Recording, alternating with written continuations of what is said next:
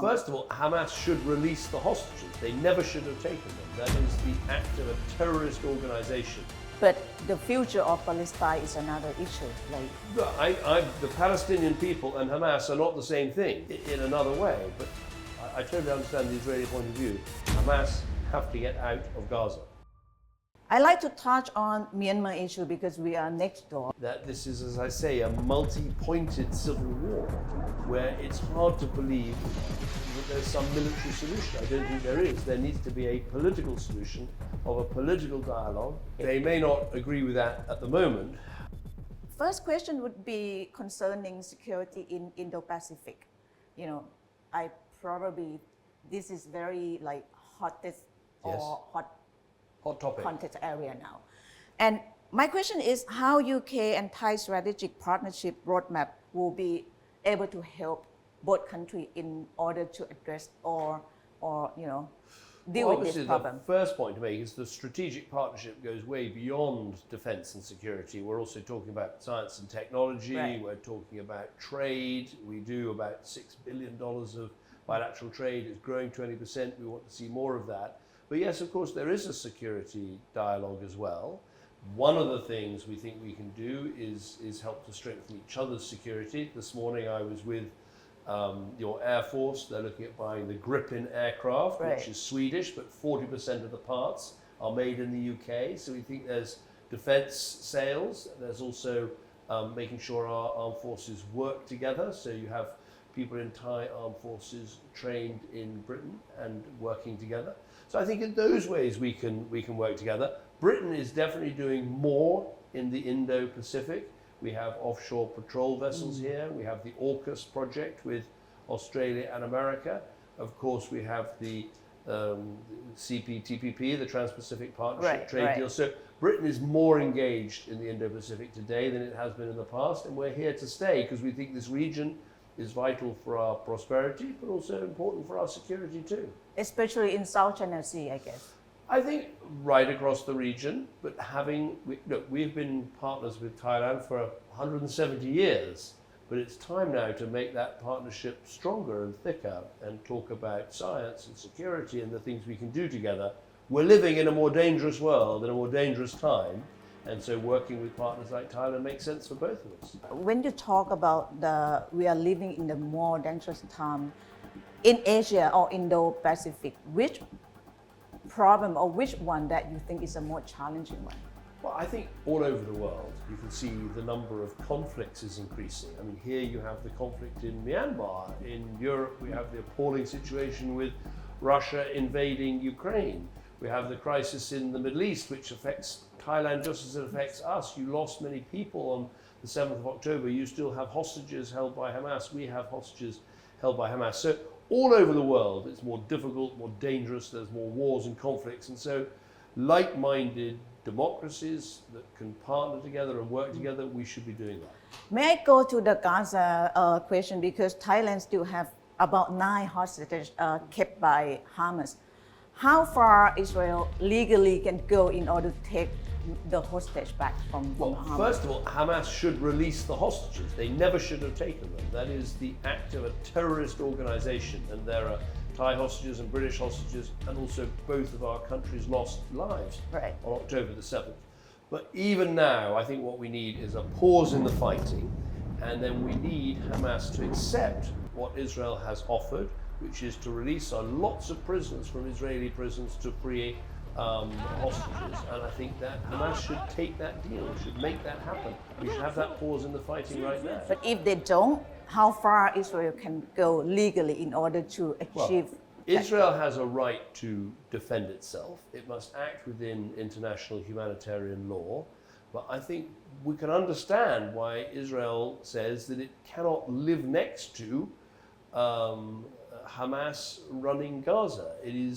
Hamas have shown what they can do, and they've said they'd like to do October the 7th all over again.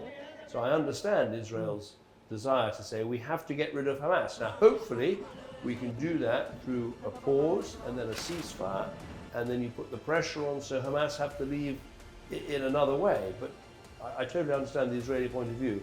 Hamas have to get out of Gaza.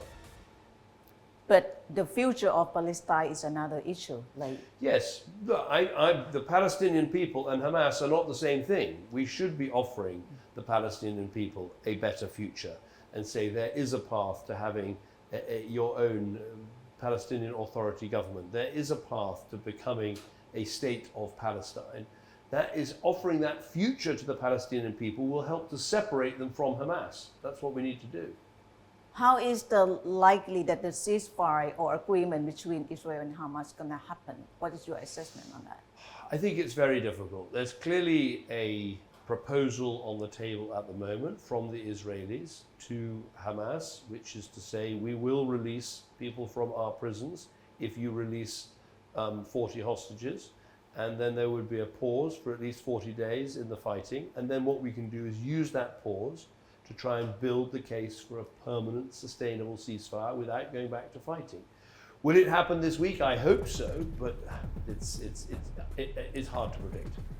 I like to touch on Myanmar issue because we are next door and we actually gonna play a vital role in near future or even the far future.